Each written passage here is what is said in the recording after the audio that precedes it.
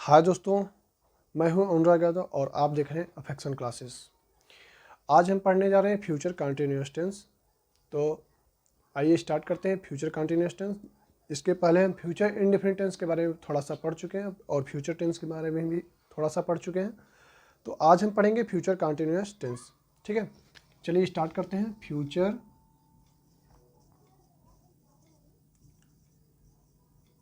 Continuous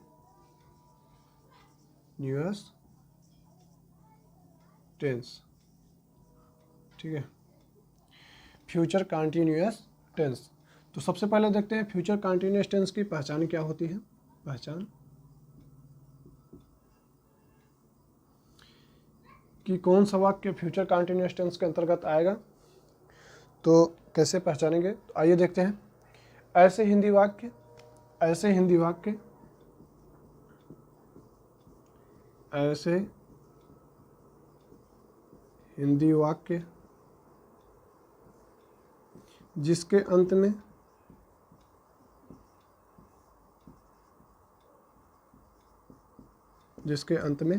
ऐसे हिंदी वाक्य जिसके अंत में रहा होगा, कामा, रही होगी, कामा, रहे होंगे। ठीक है, रहा होगा, रही होगी, कामा, रहे होंगे शब्द आते हैं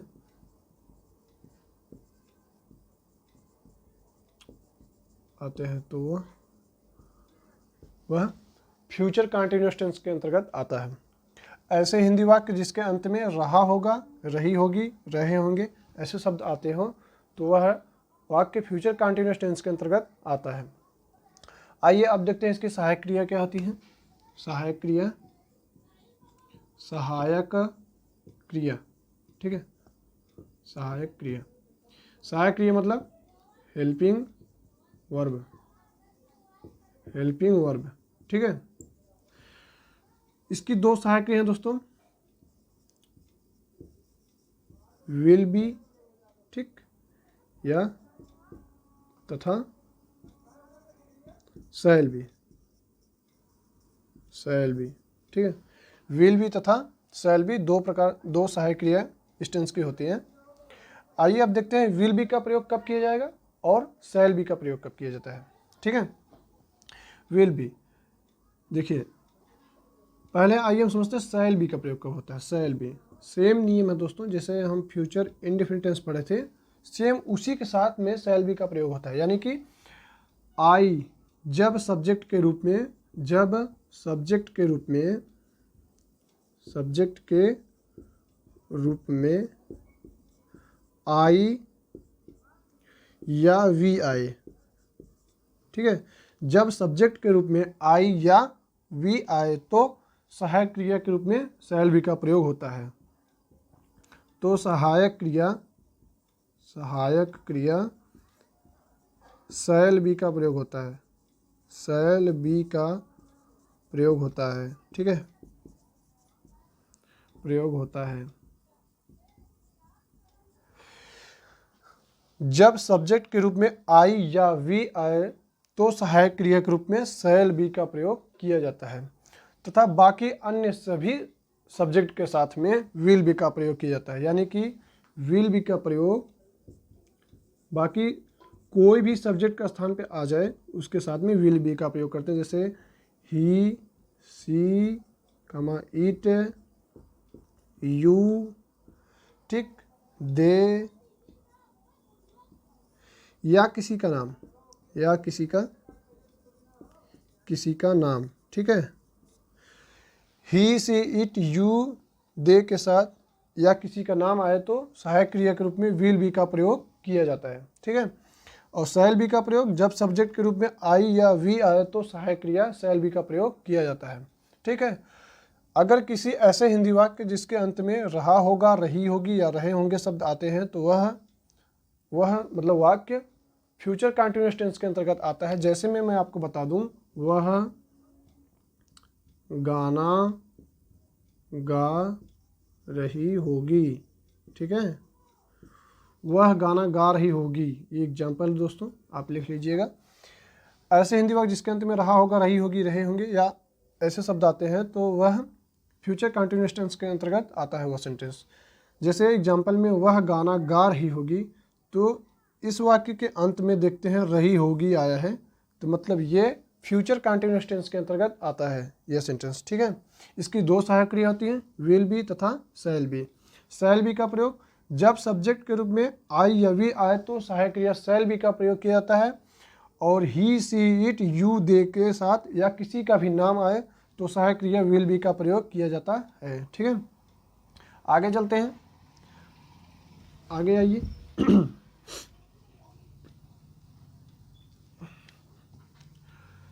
एक एग्जाम्पल मैंने लिख दिया, जिससे वह गाना गा रही होगी। कौन सा टेंस होता है दोस्तों? वह फ्यूचर कंटिन्यूअस टेंस होता है। ठीक है, वह फ्यूचर कंटिन्यूअस टेंस होगा। जैसे वह गाना गा रही होगी, वह खाना खा रहा होगा, बच्चे स्कूल जा रहे होंगे, लड़कियां छत पर नाच रही होंगी, तो इस प्रकार के सेंटेंस फ्यूचर कंटिन्यूअस टेंस के अंतर्गत आते हैं। ठीक, आगे आइए, अब हम देखते हैं पॉजिटिव सेंटेंस। इस टेंस का पॉजिटिव सेंटेंस क्या होता है दोस्तों? Positive sentence. ठीक है, पॉजिटिव सेंटेंस। पॉजिटिव सेंटेंस मतलब सकारात्मक वाक्य। जैसे अभी मैंने लिखा था वह गाना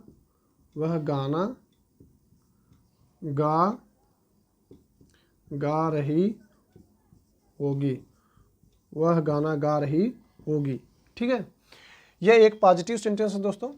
आइए इसका ट्रांसलेट करते हैं। देखिए, जो पॉजिटिव सेंटेंस का नियम होता है दोस्तों, वो होता है सबसे पहले हमको चाहिए सब्जेक्ट यानी कर्ता, फिर इसके साथ चाहिए हेल्पिंग वर्ब, फिर इसके बाद चाहिए मेन वर्ब। ठीक है, फिर इसके बाद चाहिए ऑब्जेक्ट। ठीक है, एक नियम है दोस्तों, आप भूल गए हैं शायद, और मैं भी भूल गया, कि मुख्य क्रिया में यानी कि इस टेंस के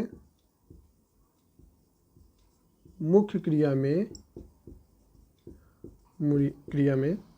आईएनजी का प्रयोग किया जाता है। आईएनजी का प्रयोग किया जाता है। ठीक है, आईएनजी का प्रयोग किया जाता है इस टेंस के मुख्य क्रिया में, यानी फ्यूचर कंटिन्यूअस टेंस के मुख्य क्रिया में आईएनजी का प्रयोग किया जाता है। ठीक है, आप इस चीज़ को, इस नियम को याद रखिएगा। अब हम लेते हैं, जैसे पॉजिटिव सेंटेंस ले लिए, तो पॉजिटिव सेंटेंस में एक एग्जांपल है, वह गाना गा रही होगी।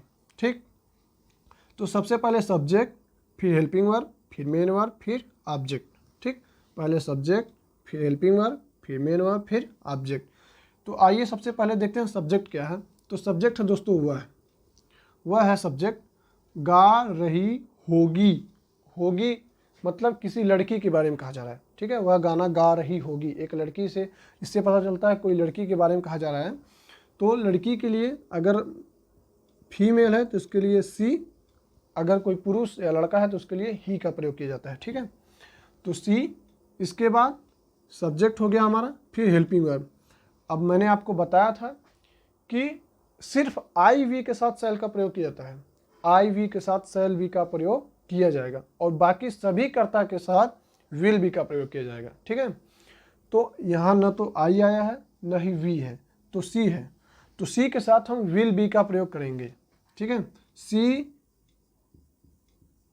विल बी, हेल्पिंग वर्ब हो गया दोस्तों। इसके बाद मेन वर्ब होगा दोस्तों गा रही। ठीक है, तो सिंग। इस टेंस के मुख्य क्रिया में आईएनजी का प्रयोग किया जाता है। मुख्य क्रिया दोस्तों, हम मुख्य क्रिया लिख रहे हैं, गा रही है। मुख्य क्रिया आपको पता होगा, कोई लड़का कोई काम कर रहा है या कोई भी व्यक्ति कोई काम कर रहा होता है तो उसी काम को हम बोलते हैं मुख्य क्रिया। जैसे कि खेल रहा है, लड़का खेल रहा है तो खेलना मुख्य क्रिया, सो रहा है तो सोना मुख्य क्रिया, गाना गा रहा है तो गाना मुख्य क्रिया हो गया। ठीक है, तो गाना गा रही है तो गाना मुख्य क्रिया। सिंग में आईएनजी जोड़ दिए, क्या हो गया? Singing. She will be singing, फिर subject, helping verb, main verb, फिर ऑब्जेक्ट सांग। ठीक है दोस्तों, सी विल बी सिंगिंग सांग। ठीक, पॉजिटिव सेंटेंस हो गया दोस्तों। आगे और एग्जांपल ले सकते हैं, जैसे वे स्कूल जा रहे होंगे, ठीक है, वे स्कूल जा रहे होंगे। तो क्या हो जाएगा दोस्तों, दे, ठीक है, दे के साथ will be, they will B, इसके बाद यानी सब्जेक्ट, हेल्पिंग वर्ब, फिर मेन वर्ब। दोस्तों मेन वर्ब क्या होगा, जा रहे, ठीक है, ये हमारा मेन वर्ब है। ठीक, वो कौन सा काम कर रहा है, जाने का काम कर रहा है। तो जो काम कर रहा होता है वही होता है मुख्य क्रिया, मेन वर्ब, ठीक है। क्रिया का मतलब होता है दोस्तों काम, आप जो काम कर रहे हैं वही होता है मुख्य क्रिया, ठीक है। तो यहाँ पे जा रहा है लड़का, मतलब वे जा रहे हैं, तो जाना हो गया मुख्य क्रिया, गो। फ्यूचर कंटिन्यूअस टेंस के मुख्य क्रिया में आईएनजी का प्रयोग किया जाता है, तो आईएनजी, ठीक है। They will be going to school, they will be going to school, ठीक है दोस्तों। तो हमने 2 एग्जाम्पल लिया है पॉजिटिव सेंटेंस का। एक एग्जाम्पल और ले सकते हैं, जैसे कि हम स्कूल जा रहे हैं। मान लीजिए लिखा है हम स्कूल जा रहे होंगे, तो क्या हो जाएगा दोस्तों, यहाँ पे देखिए, चलिए एक तीसरा एग्जाम्पल हो गया, हम स्कूल जा रहे होंगे, ठीक है। तो हम का हो जाता है यानी सब्जेक्ट सबसे पहले वी, हम का वी। अब यहाँ पे दोस्तों हेल्पिंग वर्ब शैल बी का प्रयोग किया जाएगा, क्योंकि आई और वी के साथ शैल बी का प्रयोग किया जाता है, ठीक है। तो यहाँ पे वी आया है, इसलिए shall be, we shall be, we shall be going to school, we shall be going to school, हम स्कूल जा रहे होंगे, ठीक है। पॉजिटिव सेंटेंस हो गया दोस्तों। अब आते हैं निगेटिव सेंटेंस पे, ठीक है। निगेटिव सेंटेंस, 6 प्रकार के सेंटेंस हम लोग पढ़ेंगे, जैसा कि पिछली सभी टेंस में पढ़ते आ रहे हैं, 6 प्रकार के सेंटेंस। और शायद आपको सभी नियम अच्छी तरह से याद हो गए होंगे, ठीक। तो क्या होता है negative sentence, negative sentence subject, negative sentence का जो नियम है दोस्तों, सब्जेक्ट, इसके बाद हेल्पिंग वर्ब, हेल्पिंग वर्ब के बाद, हेल्पिंग वर्ब के बाद नॉट का प्रयोग किया जाता है, नॉट, हेल्पिंग वर्ब फिर नॉट, हेल्पिंग वर्ब के तुरंत बाद नॉट, फिर मेन वर्ब, फिर ऑब्जेक्ट, ठीक है दोस्तों। पहले सब्जेक्ट, फिर हेल्पिंग वर्ब, फिर नॉट, फिर मेन वर्ब, फिर ऑब्जेक्ट, ठीक है। आइए देखते हैं एग्जाम्पल, जैसे हम स्कूल नहीं जा रहे होंगे, हम स्कूल नहीं जा रहे होंगे। तो ये एक निगेटिव सेंटेंस है, क्योंकि ऐसे वाक्य में नहीं का प्रयोग अक्सर किया जाता है, ठीक है। हम स्कूल नहीं जा रहे होंगे, ये निगेटिव सेंटेंस है, नहीं आया इसलिए निगेटिव सेंटेंस। इसका जो नियम है दोस्तों, सब्जेक्ट, फिर हेल्पिंग वर्ब, फिर नॉट, फिर मेन वर्ब, फिर ऑब्जेक्ट। अब दोस्तों हमें एक चीज़ यहाँ पे ध्यान देना, आप नोट में लिख लीजिएगा, नोट में, जब सहायक क्रिया के 2 भाग हों, जब सहायक क्रिया के 2 भाग हों, 2 भाग, तो नॉट का प्रयोग दोनों भागों के बीच में किया जाता है। तो नॉट का प्रयोग दोनों भागों के बीच में किया जाता है, दोनों भागों के बीच में, ठीक है, दोनों भागों के बीच में नॉट का प्रयोग किया जाता है। आइए हम इस टेंस में नॉट का प्रयोग करके आपको दिखाते हैं। जैसे लिखा है हम स्कूल नहीं जा रहे, ये एक निगेटिव सेंटेंस है, ठीक है। Subject, helping verb, not, main verb, फिर ऑब्जेक्ट। सबसे पहले हमें चाहिए सब्जेक्ट, तो सब्जेक्ट हो गया दोस्तों हम, तो इस वी, ठीक है दोस्तों, वी, फिर इसके बाद इसकी जो सहायक क्रिया वी के साथ सहायक क्रिया जो प्रयोग होती है दोस्तों, शैल बी प्रयोग किया जाएगा। अब देखिए इस सहायक क्रिया के 2 भाग हैं, एक शैल, एक बी।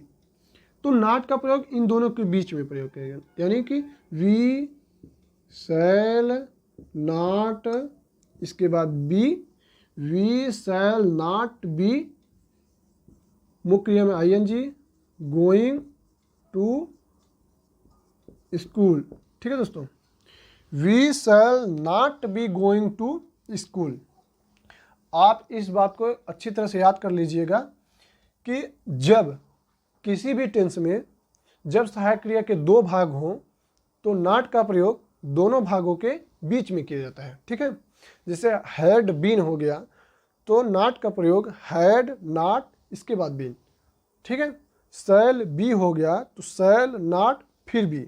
अगर विल बी हो गया तो विल नॉट इसके बाद बी का प्रयोग किया जाएगा।